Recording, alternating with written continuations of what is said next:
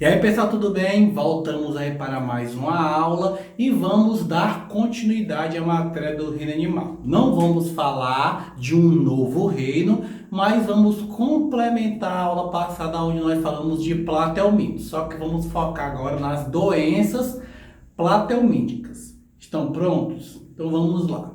Então vamos começar a falar hoje da primeira doença platelmítica, chamada popularmente de esquistossomose ou barriga d'água ou cistose, ou vários nomes que se dão ao longo dos locais onde ela infesta, né? Que doença é essa? Quem é o agente etiológico causador dessa doença?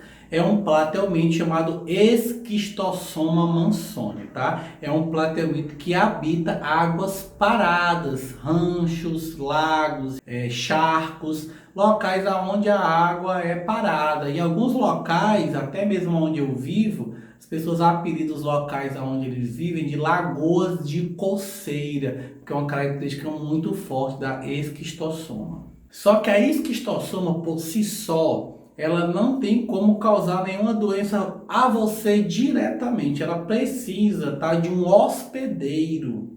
E aí eu acabo tendo duas divisões, né? O hospedeiro definitivo e o hospedeiro intermediário. Quem é o hospedeiro definitivo? É o ser humano, tá? Mas Ítalo, o que é que define, o que é que determina eu ser um definitivo ou intermediário? Aonde ocorrer a reprodução do agente parasita, eu defino como um hospedeiro definitivo. Então, se a reprodução do parasita ocorre dentro de você, você é o hospedeiro definitivo. Se você for um hospedeiro de passagem, aí você é o intermediário. Nesse caso, a reprodução ocorre dentro do ser humano, então nós somos os hospedeiros definitivos dele, tá? E quem é o hospedeiro intermediário? É o caramujo do gênero Biofalaria, tá certo? Não é todo caramujo. E como é que eu vou saber quando eu chegar numa lagoa se aquele caramujo é do gênero Biofalaria? Você não sabe não, tá? Nem todo mundo consegue, nem muitos biólogos conseguem definir claramente, só os especialistas. Então você é bom fazer o quê? Evitar a lagoa que tem caramujo. Teve caramujo, você não é especialista, não sabe se aquele gênero é o gênero que serve como hospedeiro intermediário, então você não toma banho naquela lagoa. Como é que você vai se contagiar com essa doença? Tomando banho, ou andando, ou molhando partes do corpo nos locais contaminados. Riachos, charcos, lagos, lagoas, aonde tiver água lêntica parada é o agente. E tudo, por que não pode ser uma água lótica? Um aqui de um rio, porque o caramujo biofalaria não gosta de águas que levem ele. Então ele vai procurar uma água parada. Então você não vai pegar esquistossoma em rios, tá? Quais são os sinais, né? Como é que você identifica que você está com esse agente? Você vai ver um abaloamento da sua barriga, tá?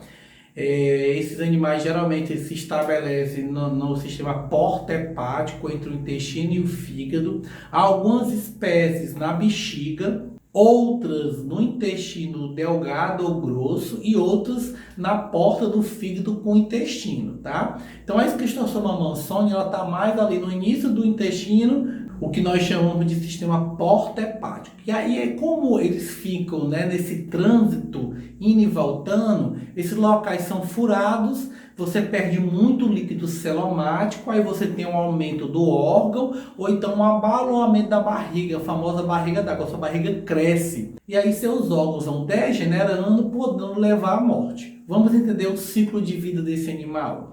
Então tudo começa com os ovos desse animal. E onde é que esses ovos se encontram? Nas fezes, tá?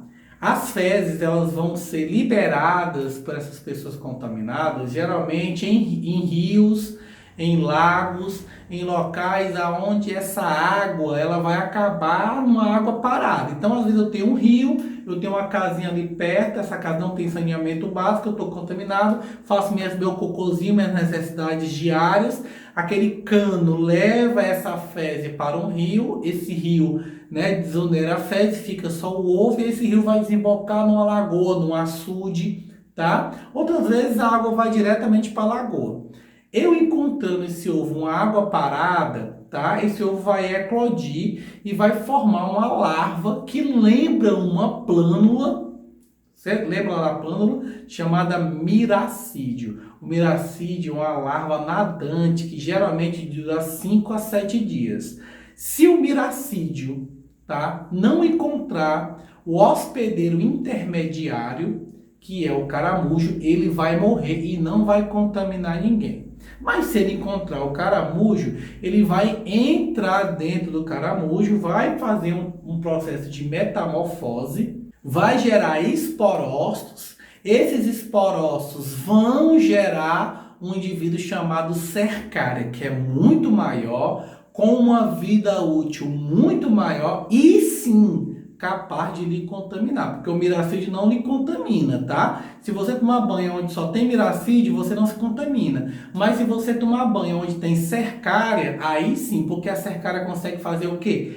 Perfurar a sua pele. Então você botou o pé, foi tomar um banho, não vou ficar aqui nessa lagoazinha só com os pezinhos dentro d'água, ó, balançando, morro de feliz, vou aqui relaxar os pés. Não importa, botou o braço, botou qualquer orifício, ela fura a pele e entra. Por isso, lagoa de coceira, porque é muito comum a pessoa sair desse banho se coçando. Fala, mas essa água aqui tá suja, eu tô todo me coçando. O que é essa coceira? É as cercárias que perfuraram a sua pele, caíram na corrente sanguínea, foram para o sistema porta-hepático, furaram esse sistema porta-hepático, se instalaram no intestino, elas cresceram, formaram machos e fêmeas.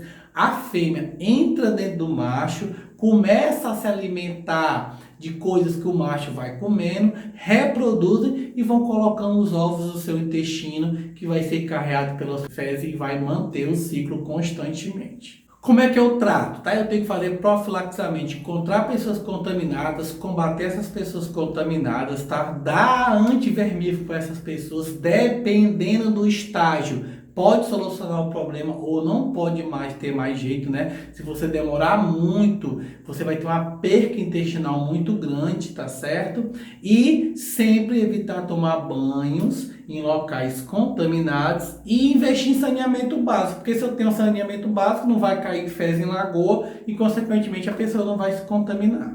Vamos falar agora da teníase, tá? E aí eu vou pegar dois exemplos, a Taenia solium e a Taenia sarginata, tá? Qual é a diferença básica desses dois animais? É os locais que eles vivem. A Taenia solium, ela vive mais nessa nossa região aqui, né? É Américas, e a Taenia sarginata vive mais na Europa, tá? A Taenia solium, ela infecta porcos, a Taenia sarginata boi, tá certo? Então, a Taenia solium, na sua cabeça chamada Scolex, nós temos o Scolex com ventosas e pequenos ganchos que vão se ajudar ela a se fixar. E na Taenia sarginata, no Scolex, né, na cabeça dela, eu tenho só ventosas, tá certo? Quem são os hospedeiros, né? Igualmente lá, esquistossoma, também nós temos os hospedeiros aqui, tá? Eu tenho dois hospedeiros, o definitivo, que é o humano, onde é que ocorre a reprodução, e eu tenho aí o intermediário, que no caso da sólio pode ser o porco, o javali, ou aquela família dos porcos, né? Já na sarginata, o intermediário é o boi. Como é que eu vou me contaminar? Como é que eu vou adquirir? Com carne mal cozida, tá? E mal passada, e que contenha ovos das tênias chamadas cisticercos. Então eu tenho que ingerir cisticercos, tá? Nessas carnes, e esses cisticercos têm que estar vivos. Para ele estar vivo, a carne tem que ter sido mal cozida ou mal passada. Quais são os sintomas, tá? Perca de peso, fadiga, anemia, sonolência. A pessoa ela vai literalmente competindo com aquele parasita pelo alimento. Se você tem uma vida alimentar muito rica, você não sente tanto, mas se você tem uma vida alimentar um pouco mais deficitária, você vai sentir claramente aí o baque da divisão alimentar com um agente que é voraz, né? Ele quer porque quer se alimentar. Então vamos aí para o ciclo de vida, tá? Novamente vai começar com as fezes. Uma pessoa contaminada vai ter ovos na fezes. Se esses ovos chegar no meio ambiente e forem espalhados pelo meio ambiente, tá? Ou então se você tiver um porquinho, que a gente vai usar a Taenia solium como exemplo. Essas fezes podem vir por contaminação daquela lavagem que você dá pro porco, né? o que é que vai acontecer? O porco vai adquirir esse alimento com esse produto, com esses ovos, esse alimento vai ser ingerido e ele vai se estabelecer na musculatura em pequenos ovos chamados cisticercos. Então esses ovos, ao animal, ao porco, ele não causam nada, ao boi ele não causa nada. Quando você matar esse porco e for se alimentar desse porco, se a carne for mal cozida ou mal passada, você vai adquirir esse cisticerco, que quando chegar no seu intestino, ele vai eclodir. Então o escólex vai se fixar no intestino, o corpo desse animal vai crescer, podendo chegar até 10, 12 metros. Nas partes finais desse corpo, dessa pessoa, você tem as partes reprodutivas, chamadas proglotes, e essas proglotes são hermafroditas. Como ela não tem outro companheiro, mas por que ela não deixa outro companheiro? Ora, meu amigo, se você se debilita com uma, tu imagina com 2, 3. Olha que coisa interessante. A própria tênia libera um líquido que, se você comer outro cisticerco de outra tênia, não eclode em você, porque a própria tênia não deixa. Um competidor, olha como é que ela é inteligente. Ela não permite. Então, eu estou aqui com a tênia, comi uma carne mal passada, tem outro cisticerco. Não se preocupe, você não se reinfesta. Ela impede, tá? E aí você vai, com essa única tênia, ter que ter uma reprodução. Então, o que ela faz? Ela pega os últimos anéis, dobra esses últimos anéis e forma aí, né, um anel engravida o outro, vamos assim dizer, fecunda o outro. Aí o que vai acontecer? Ela libera esses últimos anéis e claramente você consegue observar na fezes 2 manchinhas, tá? Esbranquiçadas, ou uma mancha esbranquiçada, que são anéis da tênia. Existe aí um mito no interior, né, que quando as mães observam essa fezes com essas pequenas manchas esbranquiçadas, elas deixam os filhos com fome e botam os meninos para se acocorar numa tigela de leite, né, no final do dia, já que o menino estava com fome, a tênia estava com fome. Por quê? Porque a boca da tênia está fixada no seu intestino. O que é que a tênia come? O que você come passa pela pele dela. Se você não come nada, ela também está com fome. Quando você bota a tigela de leite, ela percebe o leite, desce, sai pelo ânus, parte dela, e as mães puxavam a parte que saía. Uma tênia de 10 metros saía 1, 2, 3 metros. Ela arrancava. No outro dia, quando a mãe ia ver a fezes do menino, não tinha mais nenhuma mancha branca. Claro, ela arrancou a parte final, mas a cabeça, o escólex, ficou lá fixo. Depois de 1, 2, 3, 4 meses, ela vai notar novamente a reinfestação de ovos na fezes. Não adiantou, ela só cortou um pedaço. Por isso, como é que eu trato esse indivíduo? Tomando antiparasitários. Hoje, qual é o antiparasitário mais comum para esse tipo de verminoses? Hoje, qual é o antiparasitário mais conhecido para combater essa verminose? Albendazol. Você toma um comprimido dose única 3 dias seguidos, esse animal literalmente é morto de fome, se decompõe dentro de você, sai na fezes e você nem nota. E aí outra maneira também de você evitar pegar essa doença é sempre estar cozinhando e passando bem as carnes, nada de carne mal passada, por favor, porque você pode estar adquirindo esse produto. E uma outra complicação desse produto nós chamamos de cisticercose. O que é a cisticercose? É quando aquele cisticerco que ia entrar pela sua boca e ir para o intestino, ele vem por outras vias, tá? Ele não está diretamente na carne, ele está ou numa folha, ou numa verdura, ou ele vem pelas suas mãos. E aí esse cisticerco, em vez de ir para o seu intestino, vai para o seu cérebro. Olha esse ciclo de vida. Então observa aí, como é que eu vou pegar frutas e verduras mal lavadas ou contaminação da mão, tá? Qual é o sintoma? Confusão mental, perca de audição, perca da fala, dificuldade de andar e problemas de visão. Vamos prestar atenção nesse ciclo de vida para ver como é que funciona. Então o ciclo é muito semelhante da teníase, né? A grande diferença está exatamente que eu não vim, o cisticerco não veio por um pedaço de carne, ele veio por uma verdura. E pode ser que no processo ele não tenha ido diretamente para o intestino, ele cai numa corrente sanguínea. E aí agora esse cisticerco vai para a cabeça. E aí agora eu vou ter eclosões de tênias na cabeça.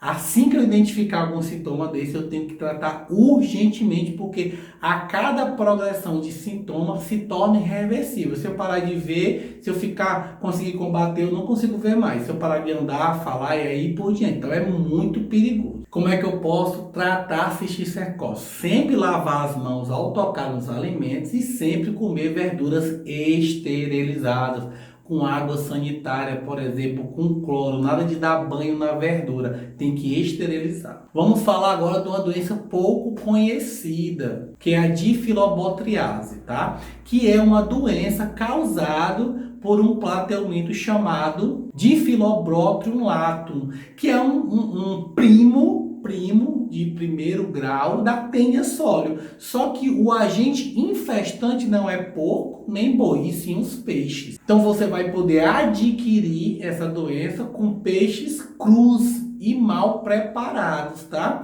E quais são os sintomas iniciais que você pode identificar essa doença? Falta de vitamina do complexo B e uma anemia severa que, ao médico fazer os exames, ele vai caracterizar como uma anemia botricefálica, tá? Ou seja, uma anemia causada por esse tipo de platelminto que está combatendo aí a tua alimentação, porque ele está se alimentando junto contigo, né? E no caso está roubando o teu ferro alimentar e a vitamina do complexo B12 que te ajuda a fixar o ferro. Então o sistema é muito parecido, né, com o da Taenia. Você vai comer uma carne de peixe crua ou mal passada, esse verme, então ele vai ter aí um ciclo alimentar, né?